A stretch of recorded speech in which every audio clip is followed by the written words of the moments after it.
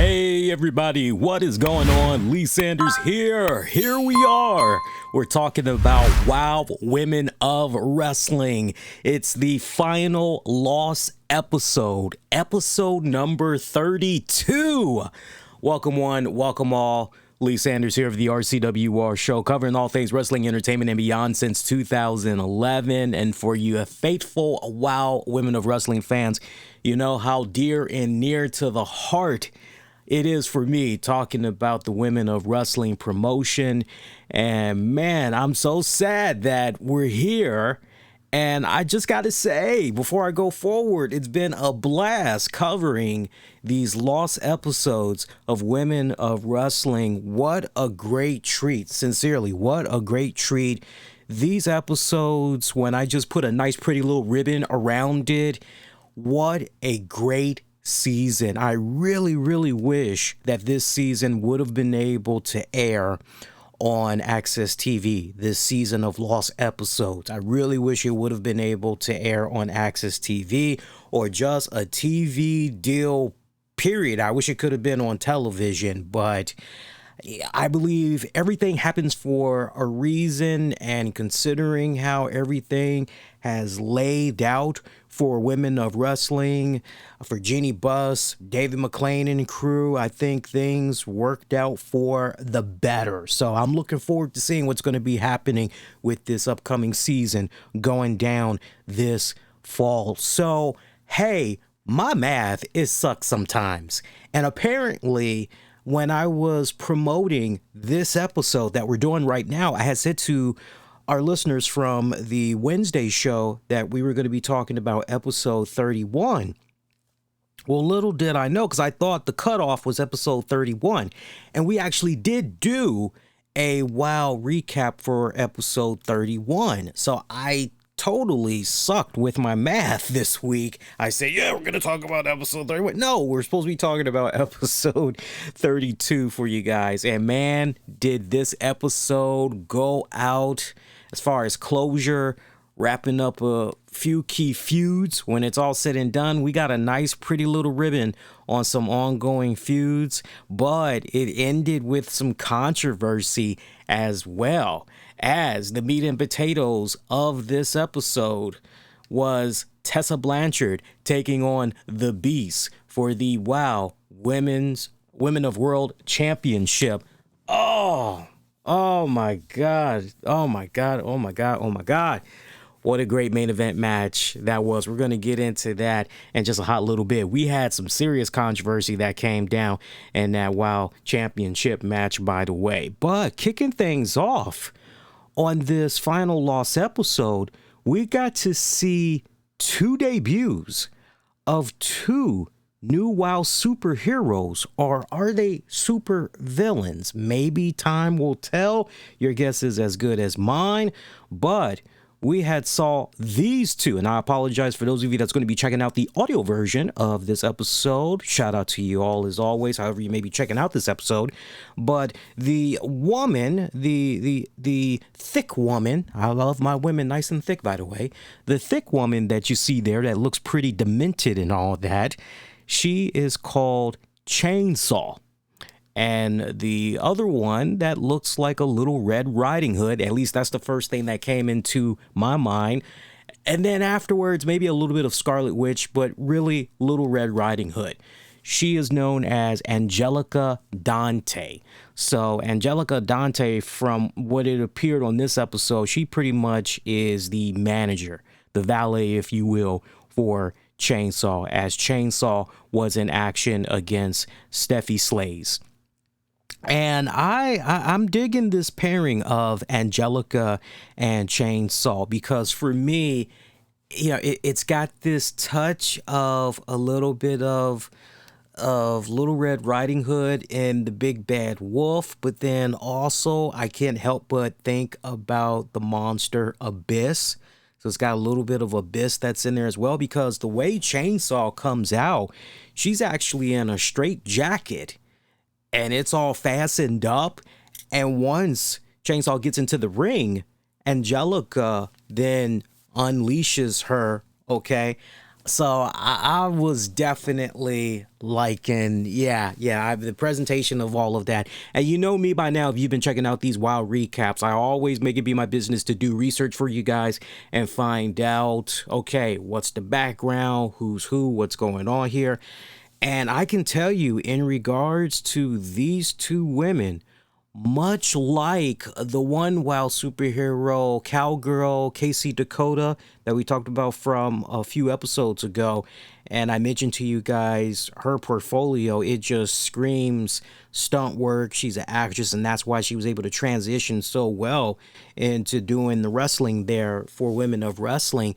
These two women, in Angelica and Chainsaw, they are both actresses. At least Chainsaw is definitely an actress, because Chainsaw, I had to do a little bit of digging, but Chainsaw wasn't that hard to find, but I was able to find her in probably about, I would say, 2 minutes tops, whereas Angelica Dante, she was much tougher. She was much tougher. It took me about 5 minutes to find something on her. And when I was finally able to find out something on her, there's really not enough of a footprint on her, at least from what I was able to see. Now, granted, I did do a Bing search. Maybe it's entirely different in Google, so I will give an exit on the Google. But from the little bit I was able to dig up on Angelica Dante, it would appear as though her main meat and potatoes, as far as the industry that she's really having her feet dipped in, it looks like she's in the healthcare industry. I kept seeing a lot of stuff pop up about something surgical. Apparently she was involved at one point in some TV show. Nothing sounds like something you might see on Discovery, okay? Discovery Health and Medicine, or something along those lines. And the only reason why I knew it was her is because I saw somewhat of a bootleg LinkedIn profile for her, and it did mention on her resume Wild Women of Wrestling. And yeah, so it would appear that she is in the healthcare industry. And then as far as Chainsaw is an actress. There is nothing as far as prior wrestling experience, much like with Angelica Dante, nothing along those lines. Chainsaw, she has been on an episode of, what was that show with Dave Navarro, and they were talking about ink tattoo. She was on a show similar to that, okay? But yeah, she is a jack of all trades, stunt work, acting, you name it. She does a little bit of everything. She even has her own website as well, and she's taking bookings and all that, but her joint does not scream wrestling as well. So the fact that here we are and we're being introduced to two newcomers, no prior wrestling experience whatsoever. They've pretty much been most likely getting their training from Tessa Blanchard, Selena Majors, and who's the other one? Malaya Hasaka. Most likely getting their training from those group of women. And they've all done pretty well. Now, Angelica Dante did not wrestle. I do want to make sure we stress that. She did not wrestle. Chainsaw did, and for the basic stuff that she was doing, I mean, she pretty much was moving like a big man. If you remember how Abyss was in his early TNA days, pretty much that is how Chainsaw was essentially wrestling. So I thought she did pretty good against Steffi Slays. And, you know, if you want to send the right message, you want to get somebody, especially if it's a newcomer, and with looks like this, if you want to have them get off on a really good start, yeah, having them go up against somebody like Steffi Slays, yeah, that is exactly how you want to set it. Whatever the tone is you're trying to set up there, I thought they did it pretty damn good. Unfortunately, here's the thing. As somewhat impressive of a debut as it was for Chainsaw, a couple of things. And look, I don't know if David McClain and crew are going to be working with some of these women again, but if they are going to be able to work with Angelica and Chainsaw again, I would have one piece of advice, which is this. If Chainsaw is that tormented, is that demented, that she's coming out, she's in a straitjacket because there's no telling what she might do to herself. There's no telling what she might do to those that's attending to her, caring for her, if you will, right? Because she just has all this pent up angry, frustration, and all this other stuff, right? Then it makes all the sense in the world that whoever it is, be it Angelica or somebody else, once they start to unfasten those snaps, once they start to unhook her from her straitjacket so that her hands are free, they just need to haul ass, just haul ass, leave the ring, and then we just need to see a Chainsaw just going right after her opponent, just mauling the hell out of them, right? Forget the showboating. There was a little bit of showboating that was going on. I remember at one point we had Chainsaw that pretty much was working the crowd, and she was doing the Chainsaw hand gesture as she had her hand going in that motion on Steffi Slay's back, and I'm going, no. If you're that crazy, if you're that demented and all this other stuff, right? Let's get crazy. Let's get nuts. Let's really sell that moment and everything. So, I mean, little hokey dokey here and there and everything, but overall presentation, decent. Brought it down a little bit, though, in my personal opinion, when post-match, Angelica Dante got on the microphone and she was trying to cut this promo talking about how it was a very weak promo, mind you. It was a very, very weak promo. I didn't feel enough character coming from out of her. I didn't feel enough energy. It felt like a very nonchalant type of promo. Okay. We're here. I'm paraphrasing. We're here in WOW, Women of Wrestling. Let this be a message to everybody that y'all are on notice, right? I mean, the energy was just so low with her promo. I wasn't feeling that. The overall presentation of Angelica Risk, the overall presentation of Angelica Dante, I mean, it's great. Visually, what she's got going on is stunning. But as soon as she opens her mouth, I mean, she just pretty much brings that whole union there.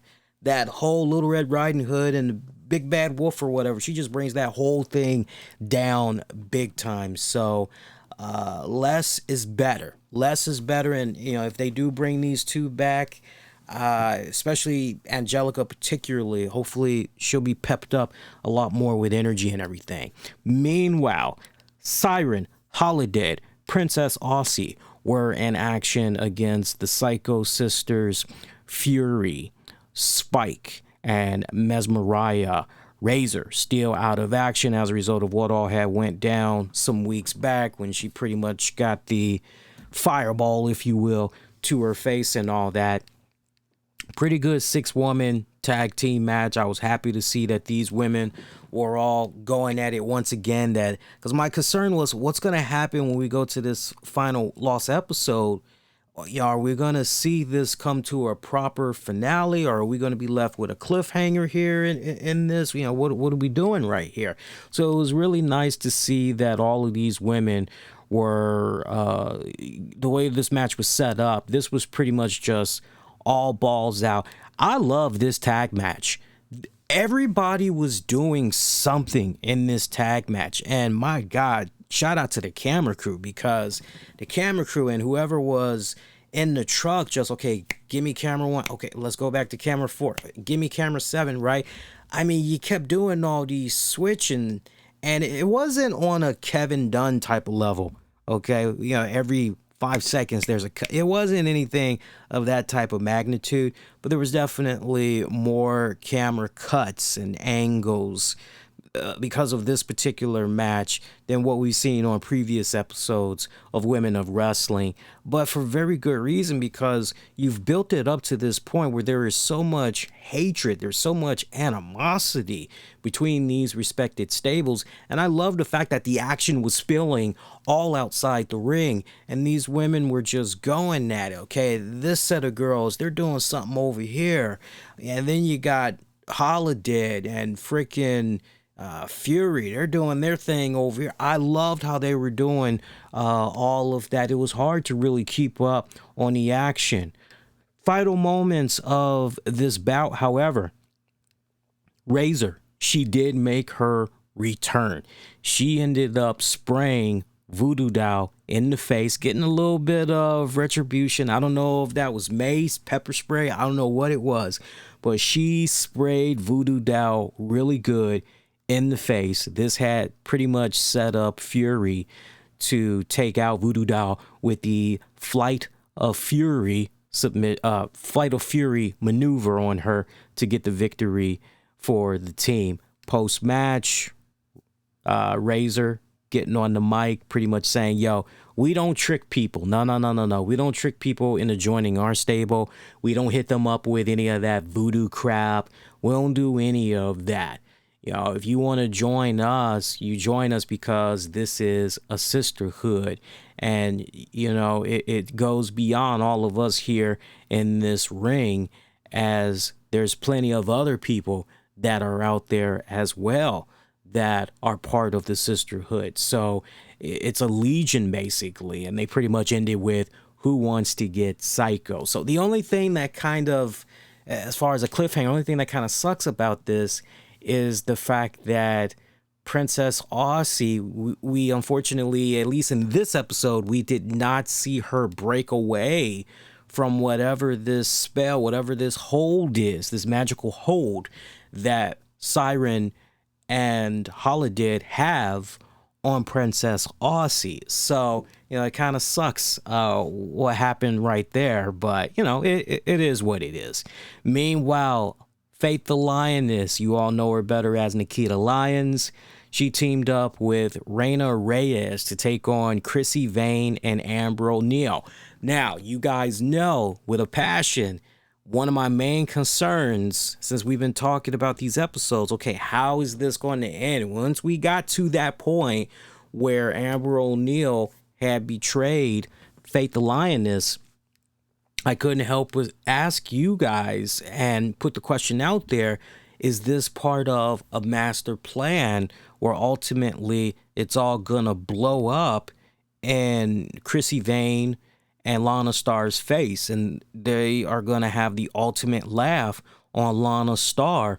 Will Faith the Lioness, Amber O'Neal, right? You know, I couldn't help but really wonder if that was the direction we were going to be going in here. And I got to tell you, we got the exact opposite. And I was quite surprised at that. It felt very flat, in my personal opinion. It felt very, very flat. So look, the tag match itself, you know, was relatively decent. I liked how we still had Chrissy Vane and Amber going back and forth with each other from the very start of the match. No, you started off. No, you started off. Why are you tagging me? I don't want to start it off. You started off, right? And Chrissy Vane still, no, right? And we saw a roll-up by Reina Reyes, and you're thinking, oh, God, this match is already over and done with. But luckily, there was a kick out, and the match had pretty much continued on and everything. I like how when Reina Reyes was getting in there, right? I mean, and shout out to Reina Reyes. I'm very happy to see that she's doing stuff now on a regular basis with Impact Wrestling. I think that's a really good grab for Impact Wrestling and their respected Knockouts division and all that. That's a really, really great grab. It sincerely is. She is all that and then some. She's badass. She is phenomenal. I've seen enough of her matches now to say, nah, yeah, she's awesome. But Faith the Lioness, she ends up getting a hot tag when it counted the most. This was kind of a short match. She got the hot tag when it counted the most. Does a clothesline to Amber O'Neal. Also does a clothesline to Chrissy Vane. From there, a body slam and an elbow to Chrissy. She gets super kicked by Amber O'Neal. Reina Reyes comes in there, does a super kick of her own to Amber. Chrissy Vane takes out Reina Reyes, and then Lioness makes a nice little comeback. She delivers a stunner on Chrissy, then connects with her trademark. You guys have seen it if you've been watching NXT. She does that nice spinning heel kick. Well, she connected with that nice spinning heel kick on Amber to pick up the one. On Chrissy, because Chrissy was the legal woman in this bout. She did the spinning back kick on Chrissy Vane to pretty much pick up the 1, 2, 3, and that pretty much was the end of that bad boy. Now, post-match, they grab their hands on Lana Starr, and you're going, oh, okay, cool. So we're finally going to see Lana Starr get hers, right? Okay, good. We saw Faith the Lioness extract a little bit of revenge here with help from Reina Reyes, right? She gets a little bit of revenge there on what Amber O'Neal and them did, but when it counts the most, Chrissy Vane. Now she's going to be able to really stick it to Chrissy Vane. I was expecting to see them bust out a pair of scissors or a pair of clippers and just go to town on frickin' Chrissy Vane. I was expecting it, man. Sincerely, I was expecting some type of foul humiliation that was going to go down in this final moment when it all counted, right? We've seen these episodes where it's basically week upon week upon week where, okay, yeah, just when is Faith the Lioness going to get her comeuppance? When is she going to get her just due? When is she going to get her big payback and everything? Okay, here it is. Finally, you've been chasing after, right? Anybody, one of my all-time favorite movies, hands down, would have to be, it's not my number one. But it's definitely, right up there. It's definitely right up there. It's in my top 10. The French Connection. And you just realize how Gene Hackman's Popeye character, just what he's doing to chase after, get a hold of that bad guy, right? And just the cliffhanger on that one, right? Just the cliffhanger and how pretty much it set things up for part 2 and all that. Like, okay, here we go. You're going to get the big payoff here. It's all about the big payoff. And usually the big payoff, all right, it was worth the wait. This was just so freaking flat. All they basically did was get Chrissy Vane in the ring. And I believe Lioness either slapped her silly or gave her a spinning kick too and laid her out, and that pretty much was it. Like, wait a minute, man. This girl humiliated you some episodes back in the middle of the ring, was cutting your hair and all that shit. Amber O'Neal betrayed you. You thought you had a sister there, and Amber O'Neal thinking that y'all were going to... That's why I feel it would have been better had it been executed in the way where when it counted the most... See, what I thought was originally going to go down, I thought it was going to be Lana Starr and Chrissy Vane teaming up to take on, and it was going to be Chrissy Vane that was going to do most of the work and all that. Or maybe it was going to be a situation where, okay, all 3 members of Team Blondage are active, but any one of them can tag into this match, but it's not a 3-on-1 handicap. I know that kind of sounds a little bit crazy, but it's kind of like the free bird rule, if you will, right? You could almost kind of go in that direction if you want. Or you could just let it be a situation where, all right, it's just Amber O'Neal on the outside, and it's just solely Chrissy Vane, Lana Starr. They're the team they're going at. I thought for sure when it counted the most, Amber O'Neal was gonna, nah, honey, we've been setting you up this entire time. That's the big payoff I was expecting that was going to be going down. So I'm very perplexed that it did not go down that way, and I'd be very curious to learn from David McLean and everybody else involved. is that a thought process they entertained, but they abandoned it? And why did they abandon it, right? I'm most curious about that, right? And that's not me over analyzing, just I'm going with those were my instant reactions as soon as I saw how everything played out. Because at the time that, we're here doing this for you guys, I literally just watched the episode. So it's not a case where I've been sitting on marinating for about an hour or a day, 2 days. No, I am just a mere couple of minutes removed here and talking about it. So, but Faith the Lioness looking pretty damn good there. When it's all said and done, man, she's got one of the best spinning heel back kicks. I got to give her, oh my God, I love it. Love it. I love it. Love it. Love it. Love her back spinning heel kick, loving it. So that was pretty good. And then, of course, our main event match, Tessa Blanchard taking on the Beast for the WOW Women's Championship. By the way, I really loved how the montage piece for this episode opener of 32, I loved it. One of the best montages out of these lost episodes, and do I dare say maybe ever.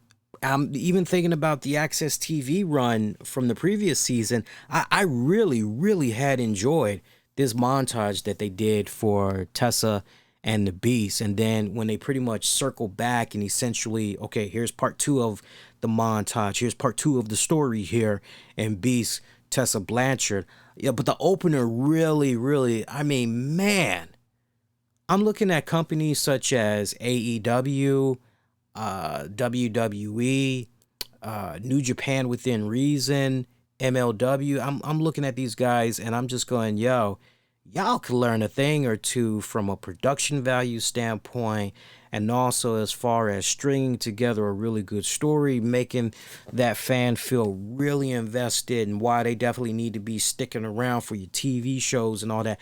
I thought this was a really great, well-executed package that they had put together, signifying the great importance of this match that was going to be coming up and everything. And then even when they went into part 2 of the montage story, setting you up for the main event match, I love how they went down memory lane, mentioning Terry Gold, Jungle Girl, Amber O'Neal, Santana Garrett. I love how they went down the rich history there of rivalries for the WOW Women's Championship, and everything pretty much culminating in Beast taking on Tessa Blanchard. Instant classic match. I love this. I enjoyed this encounter more than their previous encounter, because if I'm not mistaken, I believe this would be the 3rd time that Beast and Tessa Blanchard have locked up. If you guys can bear with me a second, I can actually confirm it for you guys just within a matter of seconds. But I'm almost certain this is the 3rd time that these two have locked up. I'm looking at the match history right now just to make sure I'm on point here. And let's see. Well, you know what? Technically, it would be 3, but if we're just saying as far as one-on-one goes, see, that's where it gets, you got to go one-on-one. And as far as one-on-one goes, yeah, this would be the 2nd time. Yeah, this would be the 2nd time that they locked up. But if you're being technical, because remember, if you're being technical, it's 3. It's technical for it being 3 because remember, there was, I'm looking at it right now, there was, hang on, I'm going through the list here. So I see that one. I see Beast versus Serpentine. I see Beast versus Disciplinarian, Beast versus Temptress. It looks like Jungle Girl and Beast had teamed up, and then Beast taking on Jungle Girl. Number one contender. So no, I stand corrected. I was under the impression it was for some reason, I thought there was a triple threat dance for the championship, and that had involved Tessa Blanchard. I don't know why I was thinking that, but I'm looking at it and everything's coming back to my mind. Yeah, this was their second time that they locked up. So my point, yeah, I enjoyed this bout more than their first rodeo, and man, they were freaking killing it out there, man.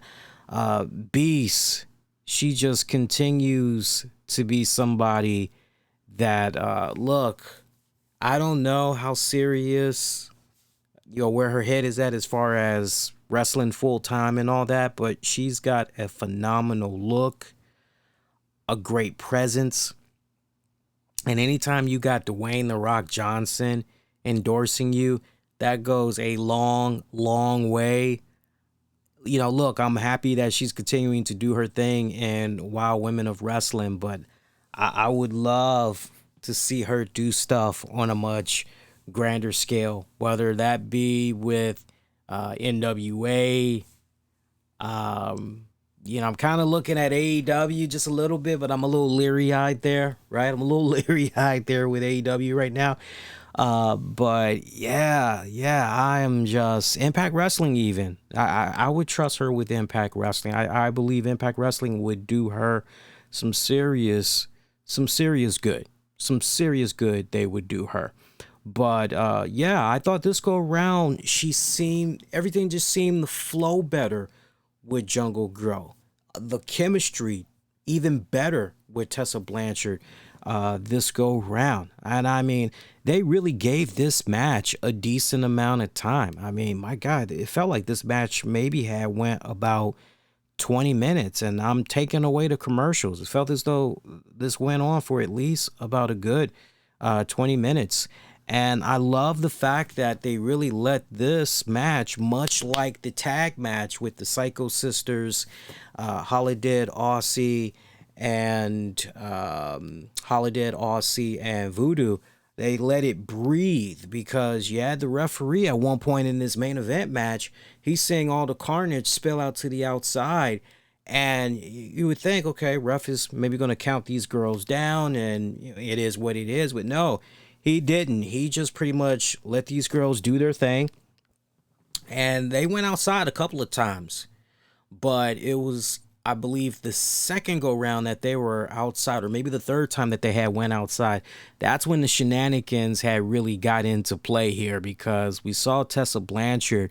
She pretty much gets tossed over the freaking barricades, and Beast and her are going at it. Next thing you know, Blanchard's on the offense, and she has Beast down for a bit. Tessa gets a steel chair, and she's setting it up. She pretty much backs up a bit, then she charges, she's running, and she pretty much steps up on the chair, goes over it, thinking she's going to successfully crash into Beast, but instead she crashes into the referee, takes the referee out. You're going, oh snap, here we go. And Beast is just, oh my God, Beast is selling it, man. She is just, the hunt is on and you're the prey. I mean, it's almost kind of the way she's treating Tessa Blanchard, right? Like, she is ready to pound. She is ready to eat her raw meat, yo.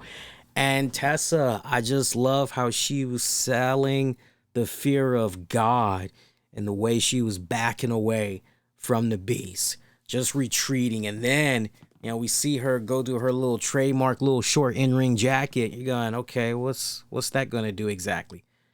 She grabs something, lures Beast into the ring. Once Beast gets in there, pretty much just clocks her over the head. Turns out in her hand is a wrap of quarters, much like what her dad used to do back in the day. So she's got Beast pretty much, she thinks, out cold.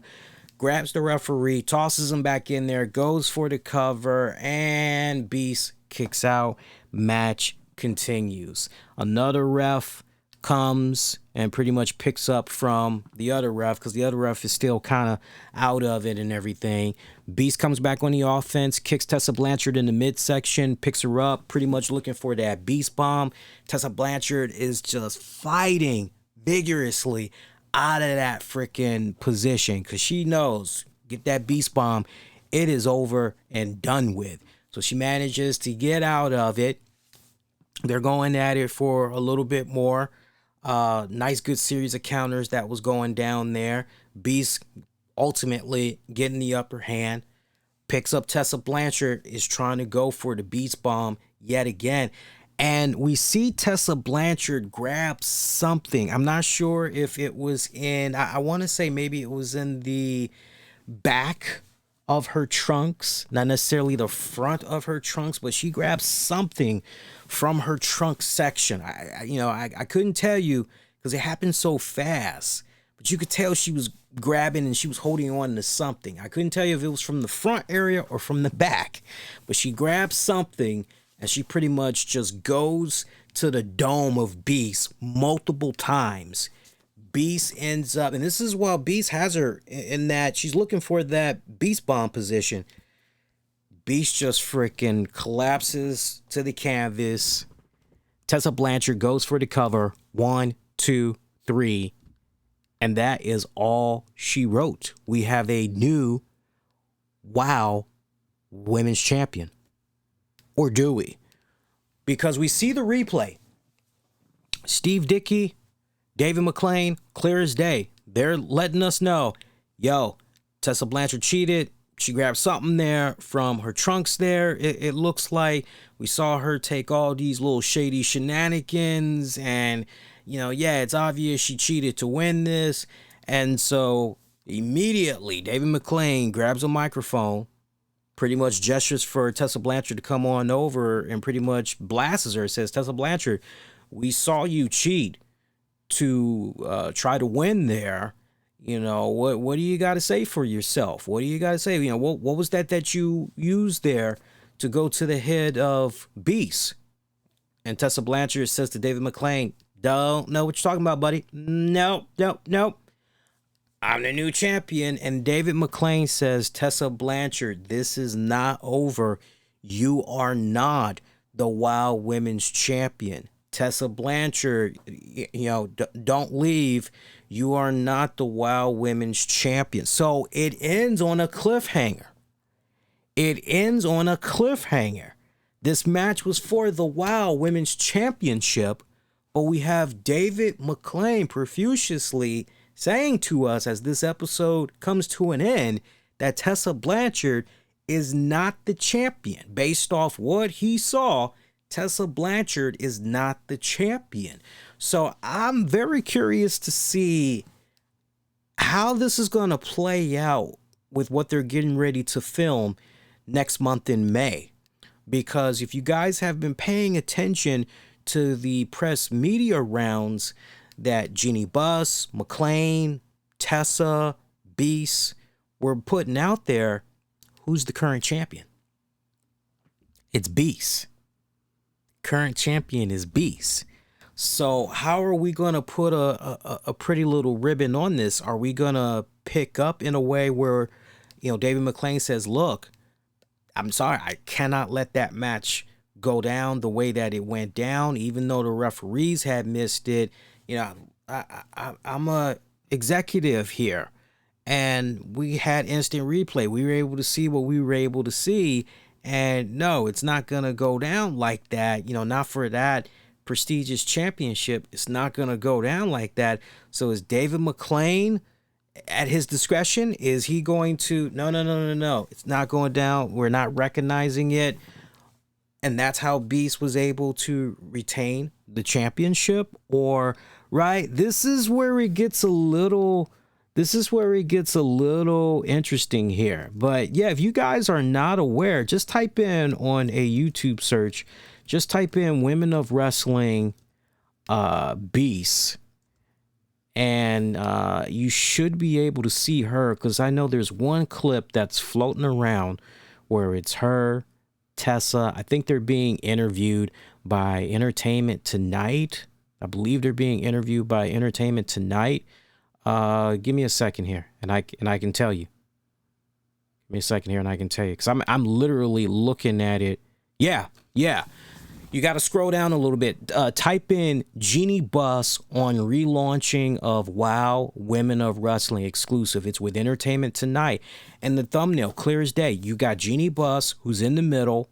You got Tessa on Jeannie's right. And you've got Beast on Jeannie's left. And Beast is holding the championship.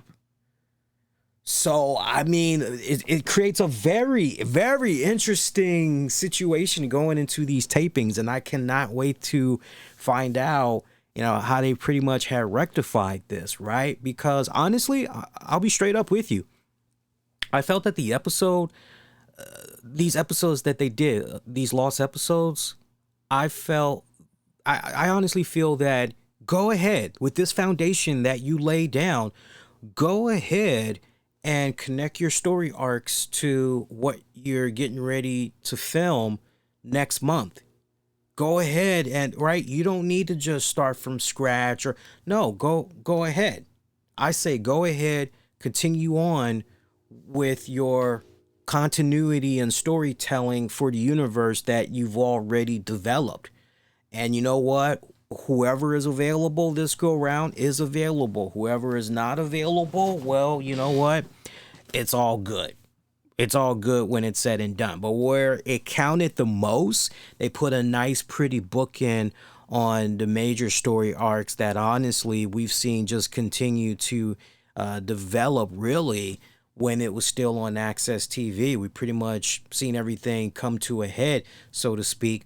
Couple of new rivalries were introduced during these lost episodes, but those pretty much came to its proper conclusion for all intents and purposes. So really, these handful of episodes, great ride. Seriously, a great ride.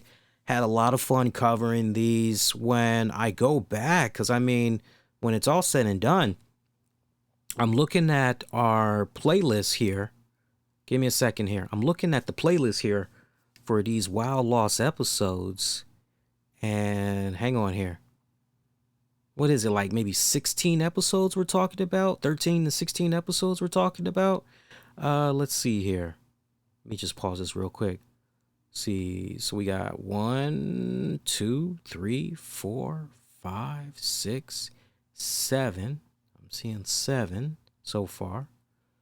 7, 8, 9, 10, 11. Really, 11? And then this one would be 12, this episode that we're doing right now. So let me just check that one more time. 1, 2, 3, 4, 5, 6, 7, 7, 8, 9, 10, 11. Yeah. So, and this one would be 12. So yeah, an additional 12 episodes. Pretty damn good. Honestly, pretty damn good. It definitely, when you're watching these, it makes you, I felt production value wise, storytelling wise, I felt everything went up significantly during these 12 episodes. Even the commentating, I felt everything just went up a notch during these episodes compared to when we last saw of the series on Access TV. And the foundation that, there's definitely a lot that they can take from what they laid out here on these lost episodes, and honestly, just build upon it. Just build upon it, right? You don't need to switch anything up. If anything, I'm okay with the hokey dokey stuff, by the way. Don't get me wrong. I love the hokey dokey stuff as much as the next person. That's the coolest thing that I like about WOW Women of Wrestling. You don't have to overthink. It's not so much, okay, it has to be, fine attention to detail. And, it doesn't have to be, because at the end of the day, it's all about just good, wholesome, fun entertainment. Something you can bring your kids to of all ages to come and enjoy, right? Family entertainment. That's what they're ultimately trying to provide, right? And these are from the words of David McClain and Selena Majors. So, it's good. It's good. They don't need to go back on anything. I personally, don't feel. I can't wait to see how that social media game and everything is going to be going down this fall, man. I really hope that it really picks up. And I do feel that it will pick up once these new episodes are active and, they're making their rounds, doing interviews. I definitely have a feeling that it's going to pick up a lot more. And can't wait to see how it all is going to pan out, man. So that's it. That is it for our coverage of WOW Women of Wrestling for now. When we come back in the fall to talk about WOW, though, be prepared. We're going to have new template graphics, everything. We're going to have a whole bunch of stuff that's going to be ready to go. And in the meantime, if you have not done so already, WOW Women of Wrestling, definitely a seal of approval, thumbs up from me. Go out of your way, catch up on these episodes you might have missed. All these episodes are available right now for free for you to access on the CW app or on Pluto TV. 2 apps you can check out for free and just binge. Get yourself ready for when they come back this fall. Be kind, rewind, check out previous episodes of the RCWR Show you might have missed on demand and on the downloads wherever you get your podcasts. And if you haven't done so already, do me a huge favor. Make sure you hit that subscribe button. When you do that, you definitely let me know you appreciate content like this. And hit the like button. When you hit that like button, you really help put more eyeballs on content such as this and make it be more discoverable for others to check out with better ease, better navigating. It really helps out as far as recommendations go, right? So do that. Leave comments as well. I read every single comment that comes my way. As long as you're being respectful, you're being cool and everything, right? I treat others the way I want to be treated, and that's with respect. So you want respect, you gotta give it out there first, right? And that's going to do it. Get at me on Twitter, Facebook, and Instagram. Use the keywords, the RCWR Show.